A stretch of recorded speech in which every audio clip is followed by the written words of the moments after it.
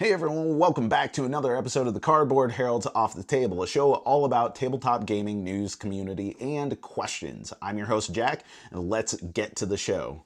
Our first news item is that we have a leaked photo showing off a new unannounced pandemic game, Rapid Response. An image has been saved on Discord and circulated around the internet, and based on the sand timers, it looks like it's going to be a real-time dice game. Apparently this was at the International Games Festival at Cannes, but considering it hasn't been announced and stuff has been taken down, I'm not sure this was available for public viewing at Cannes.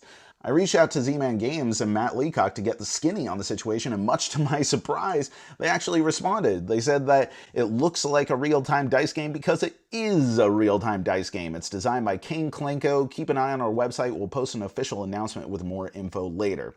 Now, I have no more details than that, but I am really excited about this. I want a game that does for real-time what Catacombs does for dexterity games. You know, a strategy game that uses this new dimension in order to elevate the game and do things that weren't previously possible instead of just reducing it down to a novelty.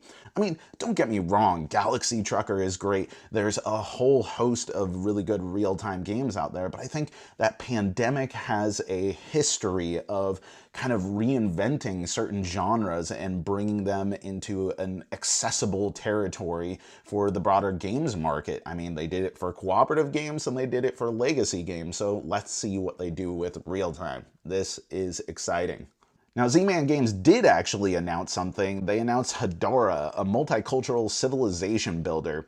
Now, Hadara is an Arabic word meaning culture, and in this it looks like you do classic civilization stuff, increasing your income, feed your people, and get special powers, yada yada. But the main gimmick is that there's a rotating dial at the center of the board that indicates the deck that each player is going to be drafting from at any given time. The game has a cool look. I'm a sucker for civilization builders, and hey, I'm sure that no one is going to be pissed off about a game focusing on the benefits of anachronistic multiculturalism in 2019.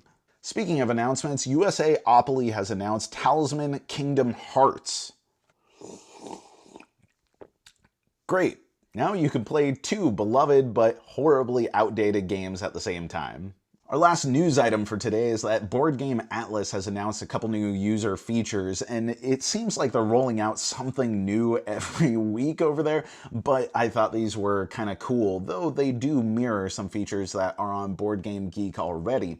They have a in-site currency that's going to be available that you get as you post and edit and do all the sorts of wiki things that Board Game Atlas is kind of all modeled after, and you can use that to purchase deluxe avatars, and eventually there's going to be other aspects of the site that you can utilize that currency for.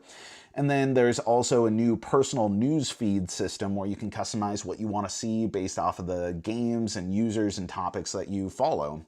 And this is just one more sign of really cool reasons to check out the developing Board Game Atlas. I don't necessarily think it's the only place on the web to get your board game stuff these days, but it's certainly becoming a very, very, very impressive and highly customizable one. Okay, so this takes us to our highlights for today. And you know, I was browsing onto Kickstarter, as you do, looking for something to highlight. And I actually haven't been on Kickstarter in a while. And the thing that shocked me when I was on there is the abundance of these RPG zines that were up. And I'm actually kind of an RPG novice. I don't have a huge breadth of experience with role-playing games. I've only played a few systems, though I've liked what I've done. But I do know punk rock, and therefore I know zines, so I was immediately interested and I wanted to know everything I could about this burgeoning community. So, to get to the bottom of what's going on with this, I reached out to Sean Richer, who's behind the Terror of the Stratosfiend zine that's up on Kickstarter right now, to kind of give us the lowdown. Hey, Sean over at Orbital Intelligence, working on Terror of the Stratosfiend. I was actually already in the process of writing Stratosfiend for Savage Worlds and ended up coming across some other cult zines at Mortlake & Company. It's a place out here in Seattle. I never really messed with a zine prior, and it was awesome seeing the juxtaposition of liner notes, clipping, Xerox side effects, and just all of that mess. It was a perfect medium. Anything went. I had a brilliant idea. I'd released Stratosfiend as a zine. I'd worked with the artists I'd worked with for music already, and I thought I was clever. Then a friend threw me at DCC, and little did I know that RPGs and zines had already been partnered together for a long time. It was a pretty awesome set of content, ranging from story seeds to ideas to character classes to adventures to opinion pieces, not to mention awesome art and lore.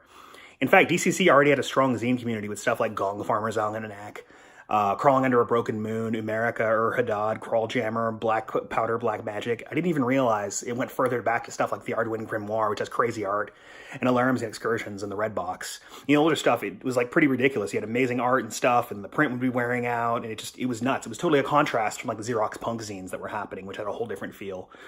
Kickstarter Zine Quest has been an amazing catalyst for me and for others, a bunch of newcomers, people that are experienced with this stuff. The part that I love the most is seeing all of this and all these amazing projects and seeing them fund and seeing people bouncing between the projects and helping each other out. You know, on any given day, I can see other people sharing other people's projects and working together on art. It's pretty awesome. Anyways, it feels good. It seems like a good time to be checking out the breadth of the content that's available. Zine Quest is starting to wrap up on February 28th, but the projects that were a part of it are still live. So, bye. So yeah, these are wild, creative, rock and roll, and one of the coolest niches that I've found in the hobby in a long time. Thanks to Sean for coming onto the show and giving us the what's what on RPG Zines. You can find Terror of the Stratosfiend up on Kickstarter right now if you're watching this video as it goes live. And as always, I'll have links to everything in the video description below. Last thing that I wanted to do is take it out with a question here. I want to hear about how you choose to get rid of games in your collection, why you get rid of them, what you choose to get rid of, and how you get rid of them. Yeah, culling your collection is an important thing. As you get more into the hobby, you'll have more developed tastes, you'll have a better understanding of your likes and dislikes and preferences, and you probably are going to want to make space for all the cool new stuff that you're playing.